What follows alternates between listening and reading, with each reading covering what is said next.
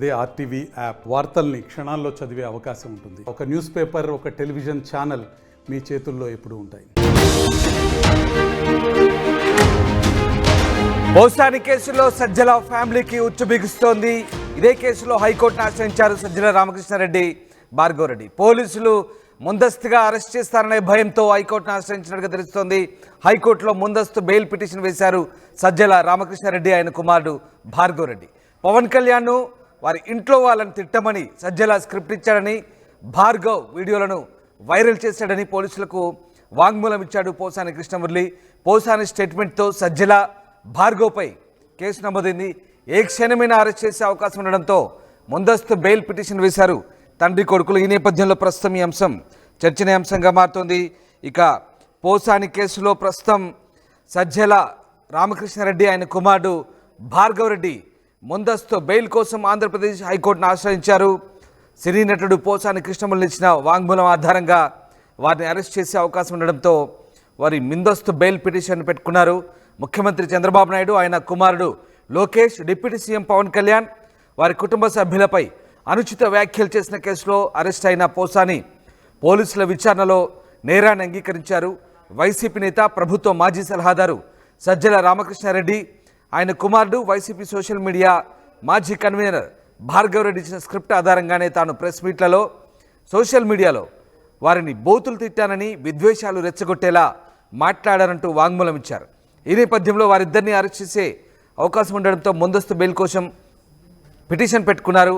అన్నమయ్య జిల్లా ఓబులవారిపల్లెలో నమోదు చేసిన కేసులో అరెస్టు చేస్తారన్న ఆందోళన ఉందని, ముందస్తు బెయిల్ ఇవ్వాలంటూ సజ్జల, రామకృష్ణారెడ్డి అలాగే భార్గవ్ రెడ్డి ఆ పిటిషన్లో కోరారు.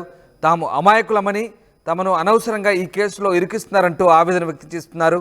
ఈ కేసులో A1గా ఉన్న పోసాని తమ పేర్లను స్టేట్మెంట్లో చెప్పారని, అది తప్ప ఇందులో తమ పాత్ర ఉందని చెప్పేందుకు ఎలాంటి ఆధారాలు లేవన్నారు. రాజకీయ ప్రతీకారంతో తప్పుడు కేసులో ఇరికించేందుకు ప్రయత్నిస్తున్నారన్నారు. గుంటూరు జిల్లాలో పులివెందుల్లో తమకు శాశ్వత నివాసాలున్నాయని, తప్పించుకుపోయే ప్రశ్నే లేదని, అవసరమైనప్పుడు దర్యాప్తు అధికారి ముందు హాజరవుతామంటూ ఇద్దరు చెప్తున్నారు. కాబట్టి తమను ఈ కేసులో అరెస్టు చేయకుండా ముందస్తు బెయిల్ మంజూరు చేయాలంటూ ఆ పిటిషన్లో వారు అభ్యర్థించిన పరిస్థితి కనబడుతోంది.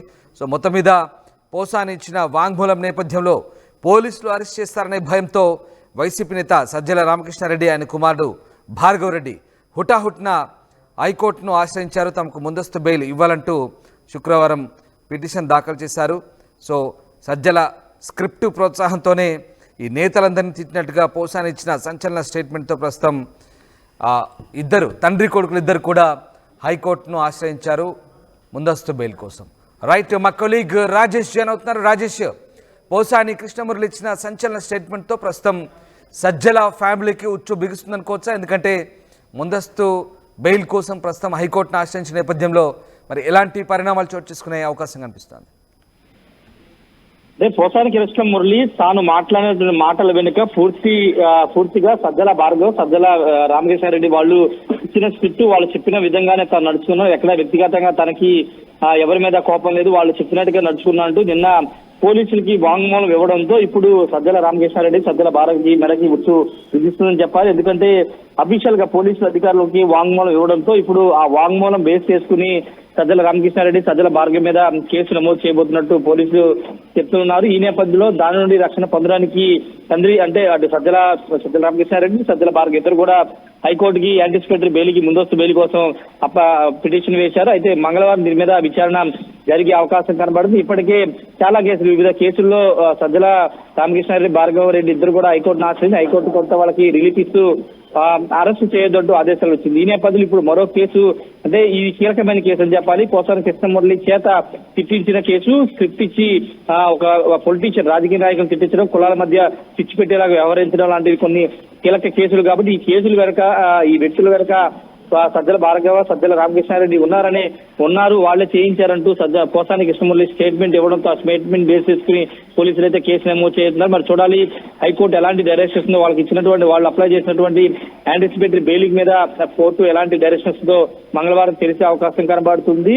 పోసాని కృష్ణమురళి కేవలం సజ్జల భార్గవ్, సజ్జల రామకృష్ణారెడ్డి పేర్లు అని ఇంకా ఇంట్రాగేషన్ ఏంటంటే కస్టడీకి తీసుకుంటే కనుక ఇంకా ఎవరెవరి పేర్లు చెప్తారో ఒక ఉత్కంఠ వైసీపీలో నెలకొందని చెప్పాలి. ఎందుకంటే చాలా మంది ఆయన ఏపీ ఫిల్మ్ డెవలప్మెంట్ కార్పొరేషన్ సమయంలో కానీ చైర్మన్ గా పనిచేసిన సమయంలో కానీ అటు ఆయన వైసీపీలో ఉన్న సమయంలో చాలా మంది మీద ముఖ్యంగా పవన్ కళ్యాణ్, లోకేష్, చంద్రబాబు మీద ఇష్టానుసారంగా బూతులతో విరుచుకుపడిన నేపథ్యం. అంతేకాదు సినిమా రంగానికి సంబంధించిన అంశాల్లో కూడా కొన్ని విమర్శలు చేశారు, ఆరోపణలు చేసిన నేపథ్యం. ఇప్పుడు ఇంకా ఆయన విచారణలో ఏదైనా విషయాలు చెప్తే కనుక దాన్ని బేస్ చేసుకుని ఫర్దర్ గా మిగతా వాళ్ళ మీద కూడా కేసులు నమోదు చేసే అవకాశం అయితే కనపడుతుంది. ఒక కీలక అడుగుగా చెప్పాలి. ఎందుకంటే పోసాని ఇప్పటి వరకు వలబనేని ఉంచి అరెస్ట్ అయినప్పటికీ ఆయన తన కేసుకు సంబంధించిన విషయాలు ఎక్కడా కూడా బయటికి చెప్పట్లేదు. కానీ పోసాని మాత్రం మొదటి రోజే స్టేట్మెంట్ అయితే ఇవ్వడం జరిగింది. తన వెనుక రాజేష్ ఇక్కడ హైకోర్టులో వేసిన పిటిషన్ లో సజ్జల తండ్రి కొడుకులు ఇద్దరు కూడా తాము అమాయకులము, తమకు ఎలాంటి పాపం తెలియదు, కేవలము మొదటి నిందితుడిగా ఉన్న పోసాని తమను ఇరికించే ప్రయత్నం చేశాడంటూ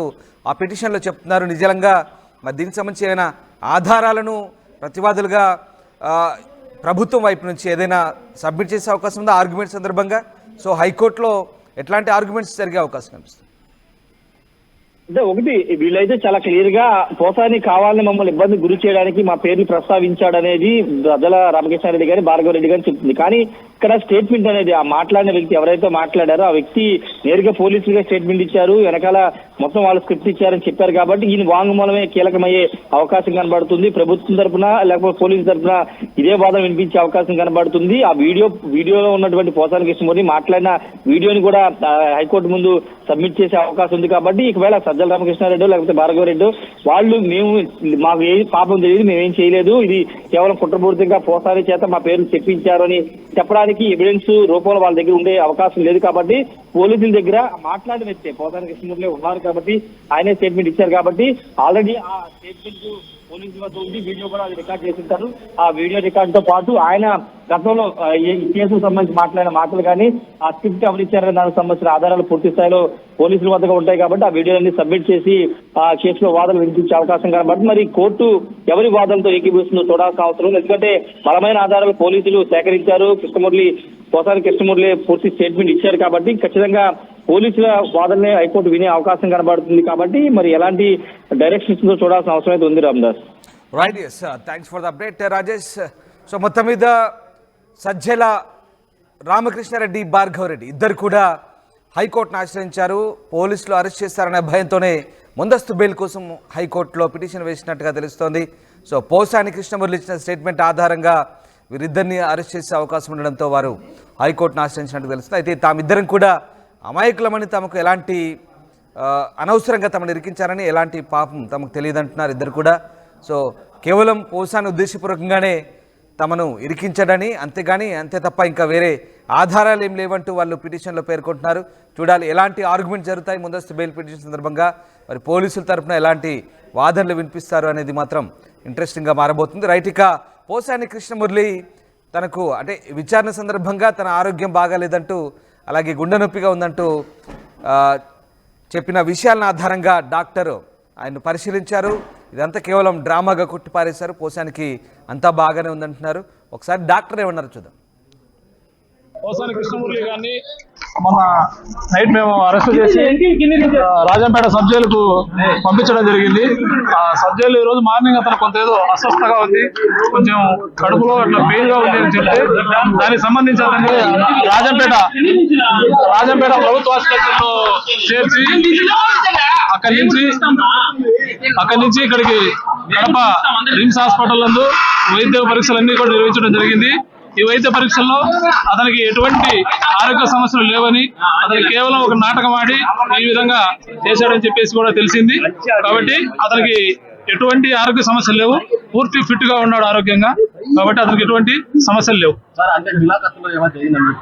బట్ అది మేము చెప్పలేము కానీ బట్ అతనికైతే ఎటువంటి ఆరోగ్య సమస్యలు లేవు.